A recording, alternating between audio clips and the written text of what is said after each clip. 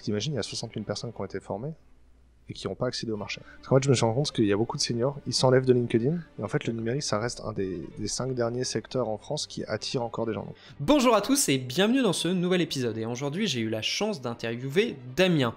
Damien m'a dit de vous dire qu'il n'était pas recruteur. Pourtant, il met en relation des entreprises et des développeurs avec sa plateforme We Love Dev. C'est vous dire qu'il en connaît un rayon sur le recrutement des développeurs. Le recrutement, c'est quelque chose qui me fascine et je voulais éclaircir avec lui un certain nombre de points. Pourquoi les juniors ne trouvent pas d'emploi ? Et à l'opposé, pourquoi les développeurs expérimentés sont très courtisés ? Et si j'ai une chose à retenir de cette interview, c'est que le but, c'est quand même de trouver un emploi qui vous épanouit. Et c'est le but que s'est fixé Damien il y a quelques années en fondant We Love Dev. Je vous laisse avec mon interview avec Damien, et si vous n'êtes toujours pas abonné, faites-le tout de suite. Je m'appelle Damien, je suis un développeur, on a fait la même école d'ingénieur avec Gaëtan, c'est comme ça qu'on s'est croisés. Et donc j'ai étudié le développement électronique à Lille. Très rapidement après le début de ma carrière, j'ai décidé je savais que je voulais être entrepreneur, et donc aujourd'hui je suis le dirigeant, le fondateur de WeLoveDev.com, qui est un site d'emploi pour les développeurs. D'accord, donc tu as fait ça toute ta carrière. Bah franchement, j'ai fait du freelance pendant 3-4 ans, j'ai été salarié dans une startup qui s'appelait Trip and Drive, j'ai fait un stage chez Altran aussi, j'ai bossé chez Ecomobi où j'ai refait Auchan Drive, et puis après je fais ça tout de suite. À 25 ans, création de société. D'accord. Et ça t'a pas semblé difficile de créer ta société en sortie d'école quasiment ? Il n'y a pas de bon moment en fait, c'est toujours difficile, c'est difficile à tous les moments, et si t'attends plus tard ce sera difficile aussi pour d'autres raisons. Et moi ce qui était difficile à mon moment, c'est que j'avais probablement moins de capital et moins d'accès au capital, et ce qui était particulièrement stupide de ma part, c'est de m'être lancé sur un coup de tête, sur une opportunité, et de pas avoir eu de quoi payer mon loyer 6 mois de côté quoi. Ça, ouais. C'était compliqué. Bah, c'est mais j'avais la chance que ma femme m'aide. Ah bah c'est bien. T'es pas le premier sur le podcast qui m'a dit exactement la même chose. Mais concrètement, mais même si tu fais une reconversion professionnelle, en fait, avoir une compagne ou un compagnon qui t'accompagne dans le sujet, c'est un vrai avantage, un vrai privilège. Il faut savoir dire merci à ça. Bah, je pense que ouais, il faut quelqu'un qui te supporte, qui t'aide à prendre un peu de recul quand tu montes ta boîte, parce que des fois, je pense que c'est un peu compliqué de faire la distinction entre ce qu'on est en train de faire et ce qui est le monde réel, quoi. Je sais pas si elle m'aide à prendre du recul sur la boîte, mais en tout cas, elle me soutient dans ce que je fais, et puis elle me renvoie une image de moi qui est entrepreneur, et donc je suis très à l'aise avec l'image que j'ai de moi-même, et enfin voilà, elle m'a jamais donné l'impression que je suis en train de perdre mon temps ou d'éviter d'avoir une vie pro, etc. Elle a toujours été elle aime l'image de moi qui est entrepreneur, qui est spontané, qui fait des choses un peu bizarres, et donc ça m'aide à être sain d'esprit en fait dans mon entrepreneuriat. Est-ce que c'est bien expliqué ou pas ? Ouais, c'est bien. T'es la première personne à parler plus, on va dire, d'être entrepreneur et en plus de la vie qu'il y a autour. Parce que souvent, les gens sont concentrés sur parler de leur boulot, mais on oublie souvent qu'on est souvent supporté par notre famille, par notre entourage. Ah bah en tout cas, le premier risque quand tu entreprends, quand tu veux créer une entreprise, c'est de faire une dépression parce que la société te renvoie une mauvaise image, parce que tu as l'impression de pas avancer, parce que tu crois plus en ton projet. Et une des choses que je dis aux gens qui veulent se lancer dans l'entrepreneuriat, c'est de pas hésiter à soutenir la communauté, les gens autour de toi qui entreprennent, parce que c'est eux qui vont te le renvoyer, le rendre quand on aura besoin. Alors, maintenant que tu parles de ça, moi, je trouve que les gens qui sont entrepreneurs, en général, ils sont très bienveillants et ils encouragent toujours les gens à se lancer. Je suppose que c'est ton cas, quoi. Ouais, alors j'encourage tous les gens à se lancer. N'importe qui peut le faire, hein, ça c'est sûr. Mais il faut être pragmatique aussi. C'est pas aussi juste pour tout le monde. Il y a plein de choses à étudier, plein de choses à faire correctement. Il faut apprendre beaucoup de choses. Donc, ce qui est sûr, c'est qu'on part tous du même point. C'est un peu une magie noire, et ça s'apprend pas à l'école. Donc, il n'y a pas de mauvais moment pour se lancer. Par contre, c'est pas facile. Et si on veut le faire, il faut le faire sérieusement. Ouais. Et au pire, en fait, si ça marche pas, on apprend plein de choses en route. Et toi, qu'est-ce qui t'a décidé à te lancer ? Parce que tu es développeur à la base et on va dire que maintenant tu développes plus, mais Ouais. tu aurais eu une vie toute tracée en tant que salarié ou en freelance, tu aurais pu. Ah, j'aurais pu aller chez Safran, ça aurait été bien. C'est Non, vrai que tu le ça fais pas, fait. toi. Dit comme ça fait rêver. Non, mais en fait, je me suis rendu compte que quand on était à l'école, j'organisais des LAN parties, tu sais, j'avais les associations, Mm. etc. Et tous les événements sur lesquels j'ai travaillé, tout l'associatif que j'ai fait, c'était déjà de l'entrepreneuriat. Et moi, j'ai toujours aimé fédérer des gens, rassembler des gens autour d'un projet. Et c'est une façon d'être aussi où tu refuses le statu quo. Tu dis, attends, les choses, elles sont comme ça me plaît pas, je veux les changer et je veux réunir des gens autour de ce changement-là. Et ça, c'est ma façon d'entreprendre. Il y en a plein d'autres de façons d'entreprendre. Mais c'est ça qui m'a motivé. Et quand j'ai vu dans plein d'entreprises où j'étais, où il y avait un immobilisme profond, où j'arrivais pas à faire bouger les lignes, ou du moins j'avais pas la bonne recette, ben, c'est ça qui m'a décidé à entreprendre, parce que c'est une position, enfin, si tu veux faire bouger les lignes, être entrepreneur, c'est une position où c'est normal de le faire. Alors que quand tu es salarié, c'est un petit peu plus compliqué. Ou du moins, ça prend de la politique, du savoir-faire, du temps, de l'énergie, Et du temps surtout. plus la boîte est grosse et plus c'est compliqué. Ouais, bah, quand je suis arrivé chez Altran, le premier jour, enfin au bout de la première semaine, on fait un compte rendu d'étonnement. Donc tu vas manger avec ton premier manager et il te demande, voilà, qu'est-ce qui t'a étonné dans la boîte. Je fais, bah nous, moi ce qui m'étonne, c'est qu'on est encore sur SVN. Bah, c'est quoi le problème avec SVN? Bah, SVN, on est tout le temps en train de réparer les branches avec des clés USB parce qu'on a pété le serveur. Enfin, Git, c'est quand même beaucoup plus résilient, beaucoup plus sûr pour les projets, c'est plus agréable à utiliser. Et le mec me répond, mais Cash, mais moi mes consultants, ça fait 10 ans qu'ils utilisent SVN, ils ont pas de problème avec. Si t'as des problèmes avec SVN, c'est que t'es mauvais. Donc, J'aime cette réflexion, mais je on va t'avouerai faire que bouger les choses dans cette boîte. c'est toujours un peu le problème, et surtout en France, je trouve qu'il y a beaucoup d'immobilisme qui est induit par la situation du CDI, et en plus, bah, il y a un certain nombre de personnes qui veulent pas évoluer, donc c'est très compliqué, ça nécessite beaucoup d'énergie. Ouais, t'as tout dit. Et pourquoi tu t'es lancé dans tout ce qui est le recrutement? C'est hyper opportuniste en fait. Parce que même à la base, c'était pas le projet. Qu'est-ce que tu Euh, voulais faire à la base? À la base, en fait, bon, quand j'étais freelance, j'avais beaucoup de clients. Parce que pour avoir des clients en freelance, j'avais développé ma notoriété en donnant des conférences, etc. J'avais donné vraiment plus d'une trentaine de conférences sur des conférences différentes sur Android, en Tunisie, en Grèce, etc. Donc j'avais une bonne notoriété. Donc il y avait beaucoup de clients qui me sollicitaient, peut-être 25 ou 50 par mois. Et moi, j'en prenais 2 à 3 par an, en fait. Et donc, il y en a un que j'ai refilé à un copain qui a réussi à charger, je sais pas, 200 000 euros dessus, tu vois. Et je me suis dit, bah, je vais faire ça. Je vais mettre en relation des gens avec des freelances et prendre des filles, tu vois. Prendre des commissions. Et donc, j'avais fait un site web qui s'appelait je cherche un dev.fr. Et le storytelling, c'était je cherche un dev, on me met en relation, c'est fait humain. Donc, j'appelais les gens, je leur demandais de ce dont ils avaient besoin. Et je leur présentais quelqu'un que je connaissais bien et où je leur disais tout de suite que je peux pas les aider, quoi. Et au fur et à mesure, du coup, ça m'a fait rencontrer de plus en plus de freelance parce que le bouche à oreille s'est passé.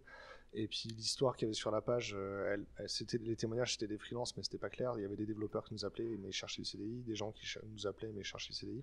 Au bout d'un moment, on a essayé plutôt de travailler sur le recrutement en poste, euh, principalement parce qu'en fait, sur la partie freelance, on avait l'impression de pas créer de valeur particulièrement, enfin du moins personne ne voulait payer particulièrement pour ça, et si on voulait gagner beaucoup d'argent, en fait il fallait faire du portage salarial et aller se positionner en concurrence des ESN, et donc porter des costumes et faire un travail de commercial de ESN, j'avais pas envie. Alors que sur le recrutement, c'était encore plus sauvage à l'époque, genre on arrivait déjà à faire des placements n'importe comment, tu vois, par exemple on avait un copain dont on avait pris le CV, on l'avait maquillé, on avait trouvé 14 entreprises qui étaient ok pour le recevoir en entretien en 3 jours, tu vois, et alors qu'il avait 2 ans d'expérience sur Android. Et c'était bon, il était hyper employable. Et donc, nous, on n'avait pas de notoriété en tant que cabinet, on arrivait à approcher des clients. Et après ça, du coup, on a décidé que le job de cabinet, c'était vachement pénible, mais ce qui était vraiment un problème sur le marché, c'était euh, le marketing du recrutement. C'est-à-dire qu'en gros, tu as des recruteurs qui t'approchaient toute la journée et personne te donnait vraiment envie de bosser dans leur boîte. Et ça, c'est la marque employeur. Et faire un job board, donc un site de contenu où les boîtes elles parlent d'elles, etc., et où tu peux consommer le contenu à ton rythme, ça résolvait ce problème-là. On s'est plus concentré sur ça après. D'accord. Mais du Et coup, à là, la base, tu vois, on n'avait pas ce projet-là. Il y a eu un an, puis après, c'est devenu un job board. t'as gagné de l'argent à partir de quand? La On a première gagné de année l'argent tout de suite. Ouais, la première année, on a dépensé. Enfin, de mémoire, les chiffres, c'était.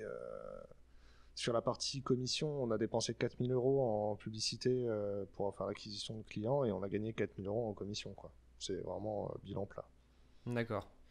Et là qu'on est à parler du marché de l'emploi il y a quelques années, euh, Mhm. comment tu dirais que le marché de l'emploi est à l'heure actuelle? Parce que de mon point de vue, alors comme je m'occupe d'étudiants et moi je Ouais, suis aussi freelance, j'ai l'impression qu'il y a ouais. une très grande disparité en 2021 entre le ressenti du marché de l'emploi dans le sens où bah, j'ai l'impression qu'il y a une pénurie de postes pour les juniors et à côté de ça, les seniors, ils ont tous disparu parce que moi je me fais littéralement harceler.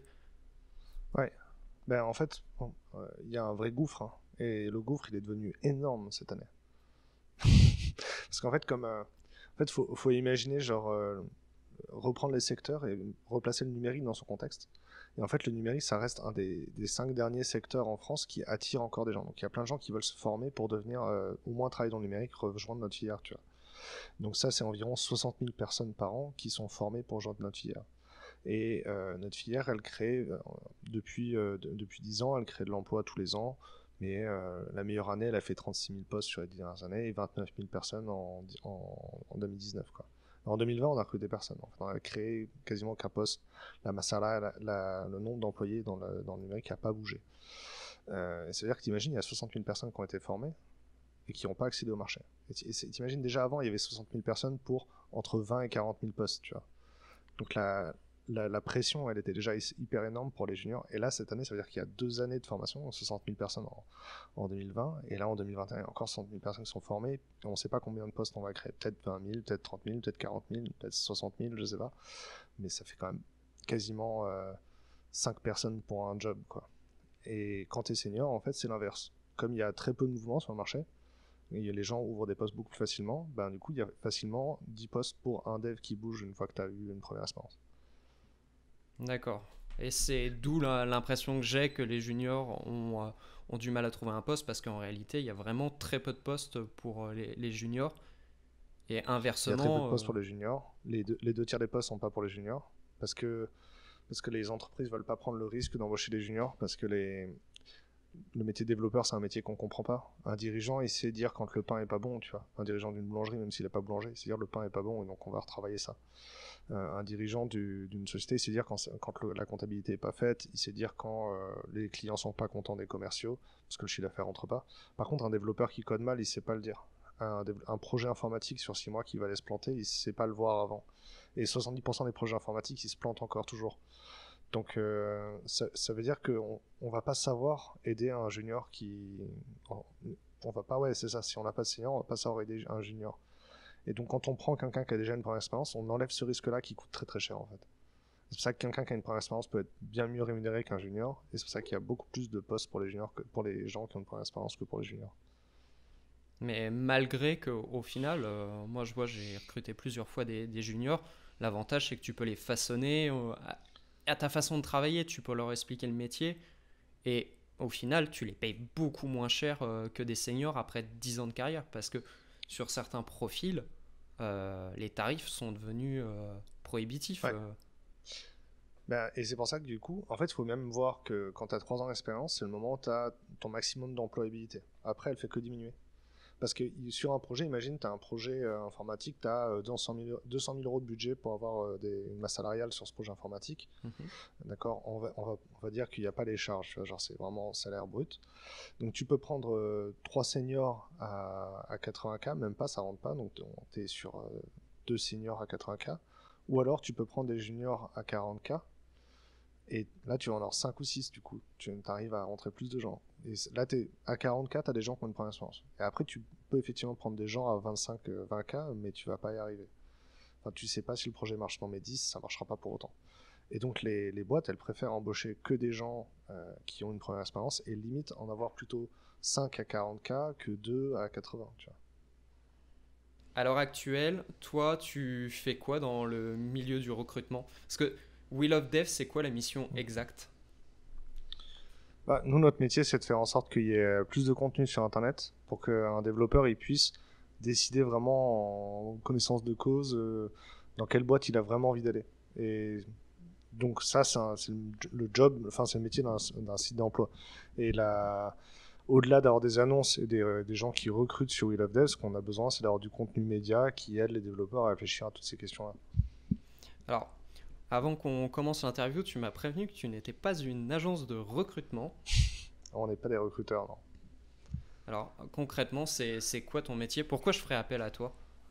En gros, non, mais en fait, euh, avant de faire systématiquement appel à des recruteurs, on avait l'habitude de mettre des annonces, de faire la publicité pour ces recrutements. Donc avant même l'invention d'Internet, quand tu recrutais, tu faisais des affiches, tu les collais sur les abribus, dans les lieux d'expression libre, etc. Tu vois. Et en fait, Wheel of Death, c'est un endroit où les gens ils font la publicité pour leur recrutement, tout simplement.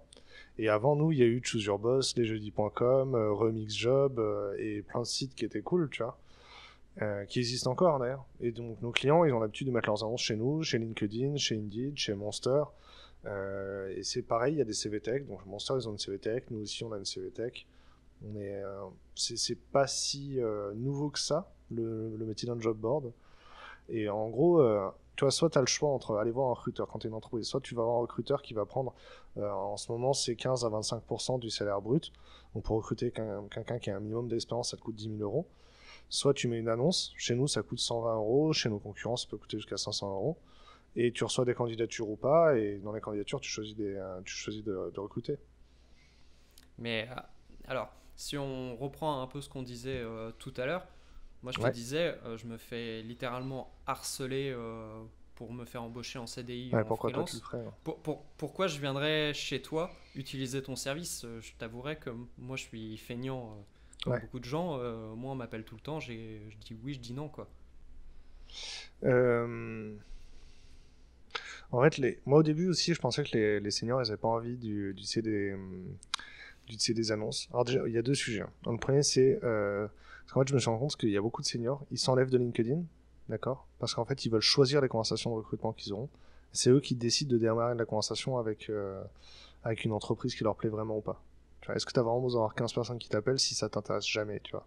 Hmm. Donc ça c'est un sujet, du coup c'est toi qui décides de démarrer la conversation, tu choisis avec quelle entreprise tu as envie de travailler, tu te renseignes avant, tu démarres la conversation, tu discutes avec maximum 3-4 entreprises, tu vas jusqu'au fond du sujet, et ensuite tu recommences les conversations si ça ne plaisait pas, etc. Donc c'est maîtriser toi comment on démarre la conversation.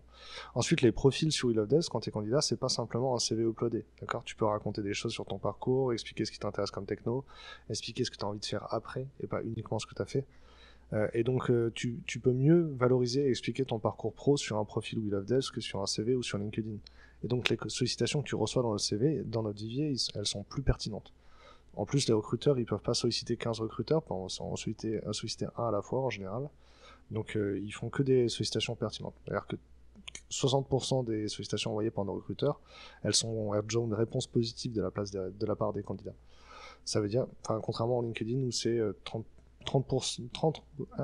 messages envoyés pour un qui te répond, tu vois. Ouais, parce que on va dire que tu as une audience qui est plus qualifiée et quand on Mhm. vient chez toi, la personne en général, tu sais qu'elle recherche un emploi. Ouais, alors, tu sais qu'elle recherche un emploi, que c'est un vrai humain, qui a un numéro de téléphone vérifié, et surtout, comme elle a lu du contenu à nous, elle sait ce qu'elle veut faire comme projet pro, tu vois. Elle a réfléchi à tout ça. Nos clients, ils sont vraiment contents de rencontrer des développeurs qui vont réfléchir à leur projet pro, un peu au-delà de juste j'ai fait un CV, je cherche du travail. Et ça fait une vraie différence pour les clients. Et en gros, si je comprends bien le concept, c'est moi j'ai un rêve, c'est de travailler chez Microsoft. En gros, si Ouais, tu as Microsoft, grâce à toi, je peux contacter quelqu'un de chez Microsoft et lui dire bah voilà, j'ai mon CV, ouais.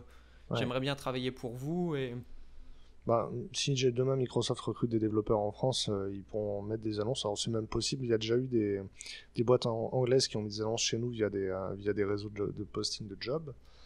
Mais ouais, s'ils mettent une annonce, en fait, la vraie différence pour toi, c'est que les annonces chez nous, elles sont toutes payantes. Donc quand tu postules, tu as 60% du temps une réponse, encore une fois. Alors que si tu postules sur un site carrière, tu sais pas où t'atterris, etc. Donc les développeurs, les candidats, ils ont plus de réponses quand ils répondent aux candidatures sur Wheel of Dev. Ça, c'est certain. Euh, Maintenant, Microsoft, c'est pas le genre de boîte qui a des annonces chez nous.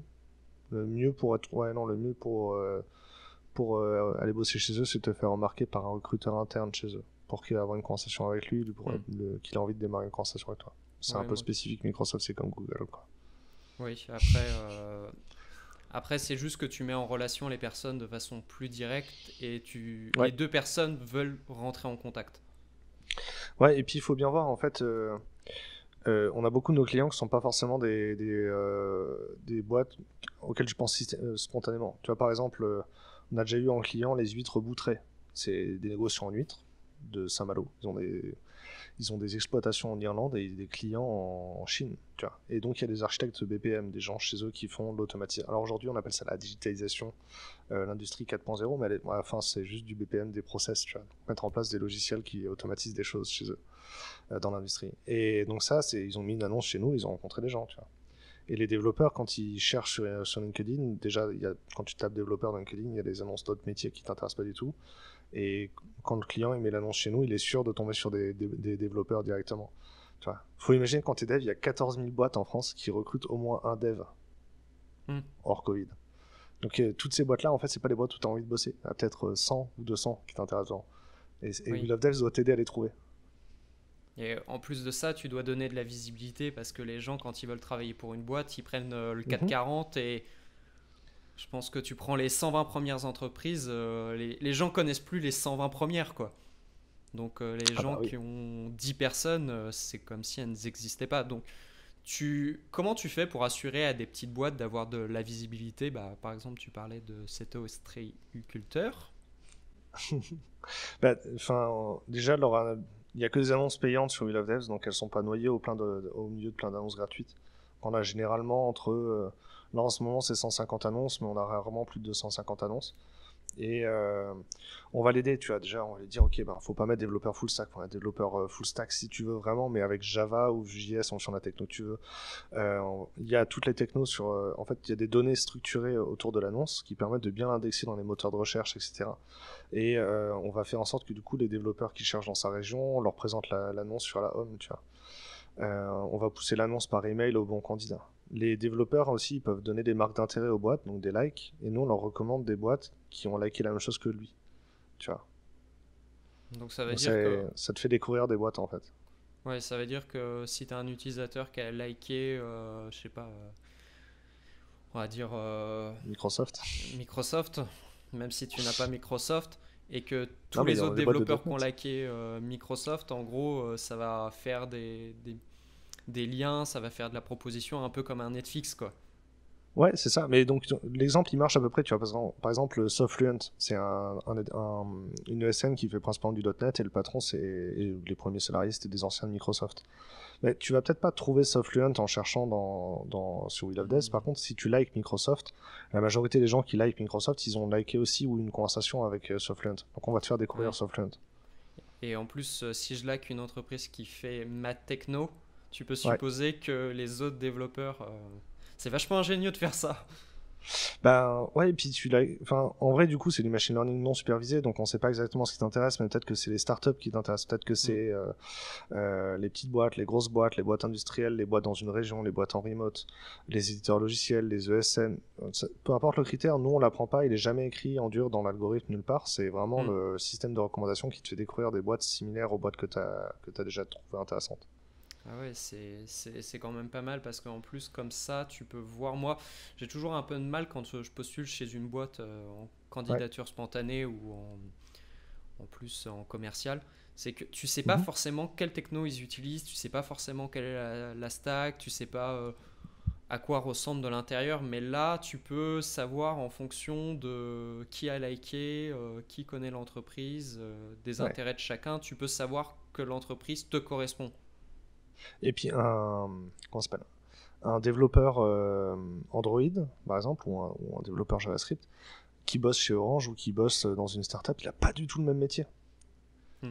Et donc, ce qui est intéressant, c'est que les clients, ils vont nous acheter des vidéos ou des témoins, enfin, du reportage, du contenu à mettre sur leur page entreprise.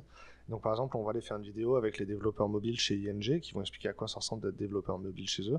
Et tu auras une vraie réponse de à quoi ça ressemble, fait, de bosser dans la boîte. Mm. Et tu te fais une opinion. Voilà. En fait, peut-être que tu es développeur en Android dans une boîte, mais tu as envie de bouger. Peut-être que ça t'intéressera pas de bosser dans une autre boîte ou dans une autre industrie, quoi.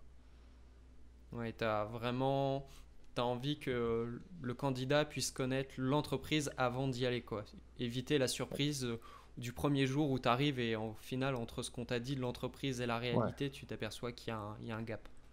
Les pages entreprises, elles sont très, très, très complètes chez nous. Et donc, il y a jusqu'à 4 onglets en fonction de ce que le client a acheté. Le client, il peut acheter un onglet qui s'appelle Côté Tech, où c'est nous qui rédigeons, en fait, ce qui est caractéristique dans la tech chez eux. C'est pas le recruteur qui le fait, c'est nous qui le faisons et il a payé pour ça. Donc, par exemple, tu vois, chez We Love Devs, nous, on aime bien ce qu'on appelle la trottinette. Le matin, on se lève, on a une idée, on essaie de faire la feature vite, mais pas complètement. On la met en production. S'il y a des gens qui l'utilisent, on va essayer de réfléchir le produit from scratch, faire l'habillage, les mock-ups, etc. et réintégrer le truc. C'est ce qu'on appelle faire la trottinette ou faire un skateboard avant de faire la voiture. Tu vois. Et ça, on l'explique sur notre page côté tech. Et si ta boîte, on va t'expliquer en fait comment les développeurs dans la boîte ils prennent des décisions, ils travaillent, quelles techno ils aiment bien utiliser. Clairement, est-ce que Vue.js c'est quelque chose qu'ils utilisent ou c'est quelque chose qu'ils essayent. Tu auras ça clairement comme réponse. D'accord. Oui, donc au final, si je résume un peu tout ton service, c'est quand même Mhm. de trouver une façon la plus habile de mettre en relation des développeurs, des entreprises, que ça soit du côté entreprise de donner de la visibilité, parce que les petites entreprises, on en parle rarement, mais elles ont Ouais. énormément de mal à recruter parce que personne ne les connaît. Mhm. Et du point de vue développeur, la valeur ajoutée que tu apportes, c'est d'avoir des, des postes qui sont plus qualifiés que les agences de recrutement qui, eux, font de la masse. Et au final, sur 10 appels que moi je Ouais, reçois, au puis final, il y en a même pas un, peut-être deux qui sont proches de ce que je fais. là, ils sont obligés de faire la masse parce que personne ne leur répond. Et, euh, et en fait, ce qui se passe, c'est que les cabinets, ils vont se battre que pour les gens très employables, en fait. Ils vont se battre que pour les gens qui sont faciles à placer. Parce qu'ils n'ont pas non plus, enfin, quand ils te parlent, ils n'ont pas l'intention de prospecter toutes les entreprises de la Terre. Et aucun cabinet se bat pour les juniors. Clairement, franchement, ils n'ont rien à faire. Donc nous, on n'est pas regardant là-dessus. Nos clients, ils ont déjà payé en fait pour recruter, tu vois. Donc ils ont déjà payé pour être sur We Love Devs Hmm. et pour mettre du contenu et attirer des candidats qui leur correspondent. Oui. Donc ils vont pas être regardants. S'ils ont un junior qui vient, ça va être ok. Et on est vraiment beaucoup plus juste et égalitaire là-dedans. Oui, parce que ta rémunération, elle n'est pas calculée en fonction de qui tu places. Parce que toi, que tu Ouais. places une rockstar ou un junior, tu seras payé exactement la même chose. Ouais, et puis en plus, en fait, souvent, je sais pas comment on a placé. Tu vois, par exemple, en fait, un grand compte, il va acheter une licence à 6 000 € ou 12 000 €, d'accord? Hmm. Et à la fin de l'année, je vais leur dire, vous avez rencontré 500 personnes, 200 personnes, 120 personnes, et on va calculer le coût par candidat, tu vois, le coût par candidat qui est de 10 ou de 20 €. Mais eux-mêmes en interne sauront pas me dire dans les candidats avec lesquels ils ont une conversation, lesquels ils ont recruté ou pas. Moi, je sais pas lesquels ils ont recruté non plus. Donc quand j'ai la garantie qu'ils ont recruté quelqu'un chez nous, je suis content déjà, mais je sais pas dire dans le volume, dans le détail, etc. Donc on regarde vraiment juste, Hmm. ok, vous avez payé tant et vous avez rencontré tant de candidats, c'est que c'était rentable. D'accord, ouais, c'est. Et je pense que c'est plus juste de faire ça parce que il y a les agences de recrutement bon, qui ont un business model qui est totalement différent. Ouais, Ils ont tout intérêt à placer quelqu'un à 100 000 que de placer ouais, quelqu'un à 60 000 et peut-être que le mec à 60 000 il serait mieux pour l'entreprise. ouais. Bon après, je vais pas casser du sucre sur les cabinets, je l'ai déjà fait et on me l'a reproché après. Mais il y a plein d'autres raisons aussi. Enfin, on n'a pas besoin, enfin, tu as des cabinets qui vont blanchir leur shortlist de candidats aussi. C'est-à-dire. Et nous, on fait pas ça. Ben, genre par exemple, imagine toi, t'es sourceur dans un cabinet, donc t'es recruteur, d'accord? Mhm. Le client, il parle avec ton directeur de cabinet ou avec un consultant au-dessus de toi et on t'a dit pour ce poste-là, il faut envoyer 10 candidats la semaine prochaine. Donc t'as passé ton temps à penser une LinkedIn, t'as trouvé 10 candidats.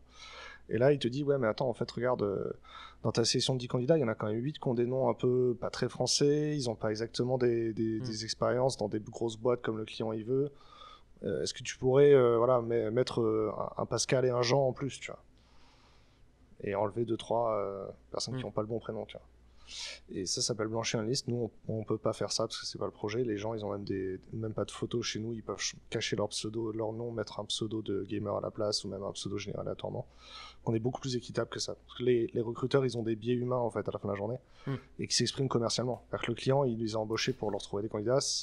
Il faut qu'il ait une bonne valeur perçue. Et donc ils vont laisser exprimer leurs biais et c'est affreux.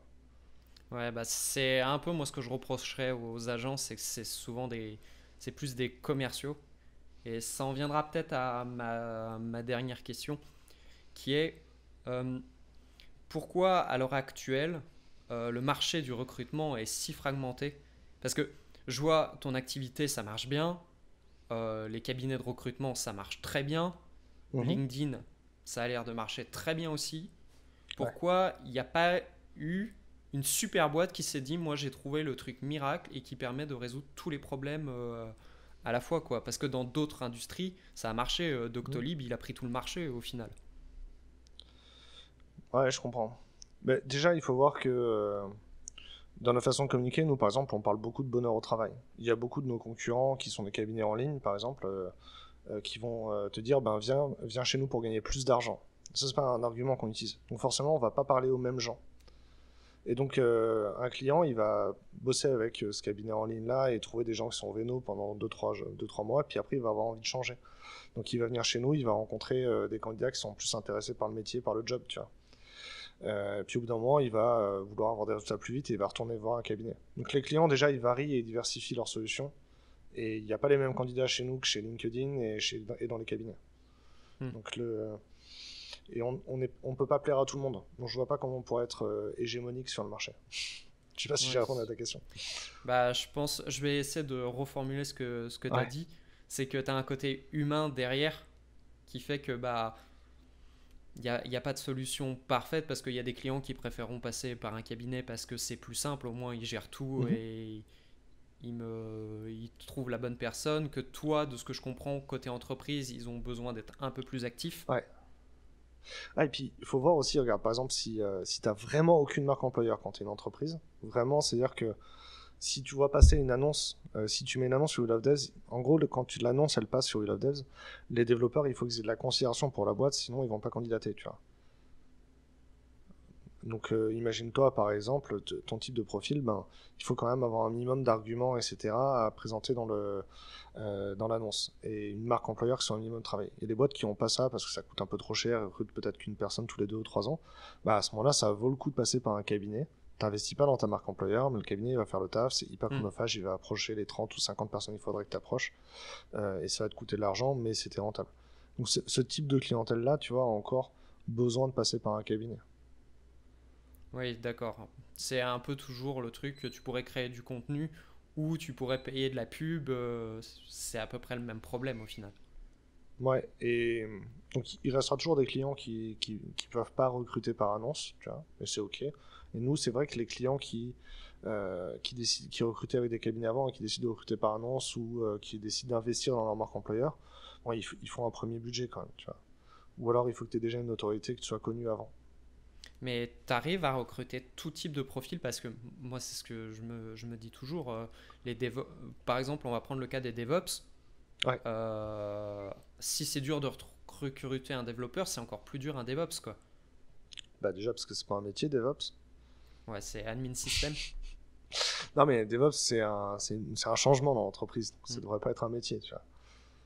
C'est un mouvement, un changement de l'entreprise. Donc, si c'est un métier, c'est dans une boîte de conseil. Tu devrais pas employer de DevOps dans ta boîte. Ou alors, ce que tu veux, c'est quelqu'un qui fasse du déploiement. Et du coup, c'est un sysadmin, effectivement, ou un Ops.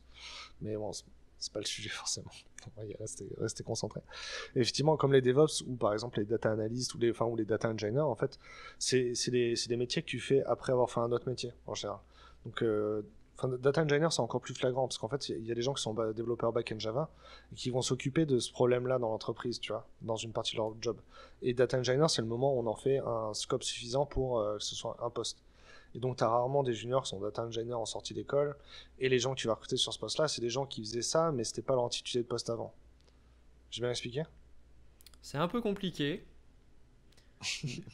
Et Mais donc, si donc je oui, résume, effectivement. c'est qu'en gros, tu as des gens qui analysent les données, mais comme c'est un métier qui n'existait pas avant, tu vas recruter quelqu'un qui est proche, et tu vas le former ensuite. Ouais, et donc en gros, il y a des métiers, donc DevOps, c'en est un par exemple que tu fais pas en sortie d'école parce que c'est plutôt un métier que tu fais après avoir fait un autre métier, en l'occurrence admin ou réseau ou sys ou ops ou dev d'ailleurs. Euh, et donc c'est forcément des gens qui sont un peu plus difficiles à identifier parce que là, même comme DevOps, il y a 10 fois plus de postes qu'il y a 3 ou 4 ans. Bah en fait, du coup, il n'y a pas beaucoup de gens en poste que tu peux identifier. Tu cherches DevOps sur LinkedIn, tu vas pas trouver de Hmm. gens, mais les gens que tu peux recruter pour faire ce métier-là, ils ont juste un autre titre de poste aujourd'hui. Oui, Et ils il sont faut leur expliquer qu'ils peuvent 6 changer de carrière. Oui, donc ils sont sysadmin, ils peuvent être Ouais. plein d'autres métiers différents, c'est juste une façon de voir. Et toi, tu arrives à avoir ce genre de profils qui viennent spontanément sur la plateforme? Alors, c'est une bonne question, effectivement. Ouais, c'était ta question de base, en plus, je l'ai raté. Mais en gros, dans l'ensemble, nous, on est par exemple très bon sur les développeurs JavaScript. Ça, c'est sûr. Les développeurs Python, c'est un petit peu plus pénurique en France. On a un peu moins d'annonces, du coup, on a un peu moins de candidats.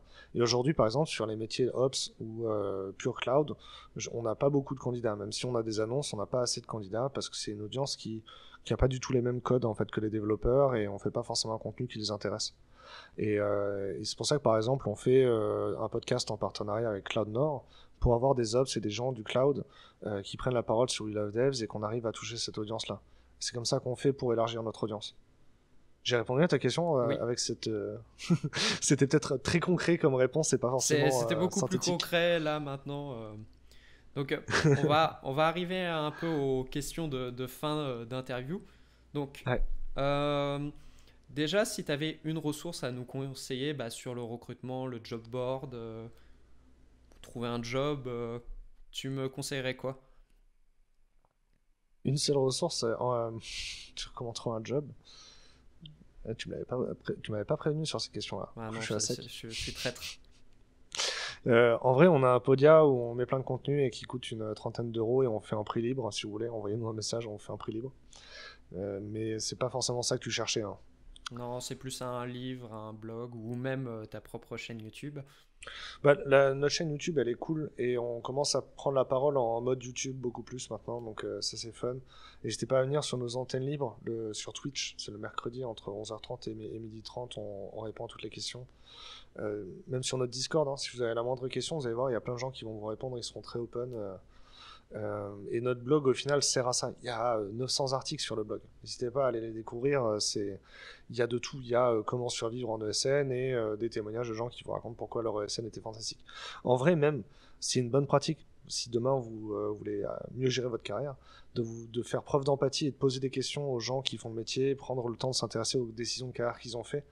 Ça, c'est la chose la plus dure à faire. Je vous recommande de commencer par lire des reportages ou des témoignages, ou même en vrai, toutes les interviews qu'il y a sur ta chaîne, elles sont ouf pour ça. Si t'as envie de Mm. manger des heures d'interview et de rencontrer, tu vois, c'est vraiment genre comme si t'avais une vie pro dans ta vie pro, d'habitude, tu rencontres une personne par mois ou tous les 2 mois avec qui tu peux avoir cette conversation-là, tu vois. Alors, binge-watch 10 heures de ces interviews-là et tu fais 10 ans de vie pro en 10 heures, quoi. Ah bah, c'est un peu l'avantage d'écouter des podcasts d'interview, des podcasts, on va Ouais. dire, d'interview, des reportages ou des personnes qui expliquent leur métier, c'est que tu peux gagner un maximum de temps. Et moi, je m'en rends compte en faisant des interviews, c'est que tu t'aperçois que quand tu travailles avec une équipe, déjà, Mhm. tu travailles avec une équipe, les gens, c'est des clones. Parce qu'une équipe, pour bien fonctionner. Non, mais Ouais, je concrètement, comprends ce que je veux dire. Il faut moi, je avoir suis une dans une. homogénéité dans l'équipe. Ouais, je suis dans une équipe de développeurs. Les mecs, ils regardent les mêmes séries que moi, ils codent la même chose que moi. Euh, Ah, il y a un problème de c- diversité, là. ouais, après c'est une bonne question aussi. J'aimerais bien avoir un manager qui vient m'expliquer comment on construit une équipe parfaite. Mais je Moi, pense que. je me pose encore la question, hein, c'est au final, tu vois, ce qui rend notre équipe aujourd'hui chez We Love Devs unique dans sa façon de travailler. Et il faut que j'arrive à le comprendre pour l'expliquer aux candidats et déterminer quel candidat pour We Love Devs nous correspond ou ne nous correspond pas. Et ça fait 4 ans et je commence à grandir des conditions sur nous, mais alors je peux pas te dire pour tous les autres. Tu vois, Mais je pense que tu vois, c'est beaucoup de travail. Ouais, moi j'ai essayé de faire du recrutement plusieurs fois et ça n'a jamais été très concluant. Disons que Ah, c'est difficile, hein. j'ai commis beaucoup d'erreurs. Bah ouais, ouais. Mais en fait, Si tu veux être bon dans le recrutement, il faut faire des volumes. Ça compense les erreurs. Ah, c'est ça. Si tu repères une personne sur 10, c'est que tu t'es trompé. Ouais. Ok. Puis même quand on recrute, en vrai, si on fait pas d'erreur de recrutement, c'est qu'on a été trop sélect au recrutement. Sans déconner, tu vois, typiquement le nombre de boîtes qui utilisent jamais la période d'essai. Mais en vrai, on devrait utiliser la période d'essai, tu vois. On recrute une personne, ça marche pas, bon, bah tant pis. Ça, c'est mon grand problème dans les entreprises françaises, c'est que tu dis, il y a une période d'essai. Pourquoi faire 7 entretiens si c'est pour au final, au bout d'une semaine, t'apercevoir que le mec, tu peux le virer à n'importe quel moment pour aucune raison. Bah ouais, c'est ça. Et du coup, on a un client, ça s'appelle Koji, il a fait un témoignage sur notre blog où eux, ils disent que 30 à 60% des périodes d'essai vont finir en échec. Ils le disent, c'est décidé dès le départ. Ça veut dire qu'ils recrutent des cohortes et à la fin, ils font. Je sais pas si à la fin, ils font un truc en mode Koh-Lanta, tu vois. Mais ils se disent que s'ils n'ont pas un minimum de périodes d'essai en échec, c'est qu'ils ont été pas assez inclusifs dans leur recrutement. C'est ça, mais je pense que c'est une question de mentalité parce qu'en freelance, tu as peut-être beaucoup plus ce fait, c'est qu'en gros, les gens, ils peuvent déjà, ils te recrutent plus facilement, mais ils te virent aussi vite. Hein. Mais en fait, ce qui est fascinant, c'est qu'il y a tout un mythe autour du CDI en France. On a l'impression que quand tu signes un CDI, c'est à vie, etc. Tu vois. Et en vrai, déjà, virer quelqu'un en CDD, c'est beaucoup plus dur que virer quelqu'un en CDI. Et toi, quand tu es en CDI, tu peux partir aussi super facilement de la boîte. C'est-à-dire, poser ta démission en CDI, c'est facile. Alors que, moi, je sais pas si tu l'as déjà eu, mais moi, j'ai déjà eu un client dont j'arrivais pas à me débarrasser. Parce que j'avais signé un contrat de prestation de service sans fin. Sans clause de renouvellement, sans date de fin. Et donc, du coup, en vrai, pendant 3 ans, j'étais lié commercialement avec lui. Si j'ai arrêté de travailler pour lui, il pouvait me mettre au tribunal de commerce parce que j'avais un engagement envers lui. Alors que quand tu es en CDI, tu poses ta peine et puis au bout de 3 mois, ton préavis est fini, tu ne dois plus rien à l'employeur. Bah, c'est ça. Et tu as même le cas où tu as beaucoup d'entreprises qui comprennent pas qu'au bout de la période d'essai, tu as le candidat qui arrive et qui dit non, moi c'est bon, au revoir quoi. Ça m'est arrivé, de rompre la période d'essai. Donc, chez Ecomobi, j'ai rompu la période d'essai 2 semaines avant la fin. Et en vrai, je pense que c'est, même pour beaucoup d'entreprises, renouveler la période d'essai, c'est pas forcément intéressant. Tu vois. Ouais, parce que je pense que quand tu arrives à 4 mois. Ouais. Et quand tu travailles avec une personne, tu sais très vite si tu vas pouvoir travailler avec quoi. Ouais, c'est ça. Pour moi, c'est à 30 jours. Il faut faire 4 semaines. À la 4e semaine, en vrai, tu sais tout de suite si ça marche ou ça marche pas. Ouais, bah ça c'est comme ça. Et bah Damien, est-ce que tu as des choses à ajouter? Écoute, si ton audience le sait pas encore, nous on écrit un livre en ce moment et je cherche des témoignages de gens qui nous expliquent pourquoi ils sont heureux dans l'IT ou pourquoi ils sont pas heureux dans l'IT pour comprendre ces thématiques-là. Vous pouvez chercher l'enquête de We Love Devs et rajouter un témoignage. C'est des témoignages dont on débrief sur Twitch et qui m'aident à trouver les thématiques, à les approfondir pour qu'on puisse écrire le livre. Aujourd'hui, on a identifié plus d'une 40aine de thématiques. Un jour, il faudra que je fasse un live avec que ça dedans. Et ouais, moi, je suis content de rencontrer des gens qui veulent témoigner, qui veulent nous aider à comprendre ce qui rend les développeurs vraiment heureux dans les entreprises et les métiers de l'IT de manière générale. Parce que si tu es un développeur et que autour de toi les ops, les PO et ton manager, ta recruteuse ou ton recruteur sont malheureux, tu seras pas heureux non plus. Il faut que tout le monde soit heureux. Et donc ça, ouais, moi je cherche à rencontrer ces gens-là et je m'intéresse vraiment à ça. Donc si vous regardez cette vidéo et que vous êtes reconnu dans ce message-là, il faut qu'on se parle. Envoyez-moi un tweet, un DM, quelque chose comme ça. Surtout que tu es assez facile à joindre. Donc dans tous les cas, je rajouterai tous les liens, tout ce que tu veux dans la description. Merci de nous avoir suivis jusqu'à là. Donc n'hésitez pas à vous abonner, à laisser un petit commentaire, ça fait toujours plaisir. Et quant à nous, on se retrouve dans 2 semaines pour une nouvelle interview.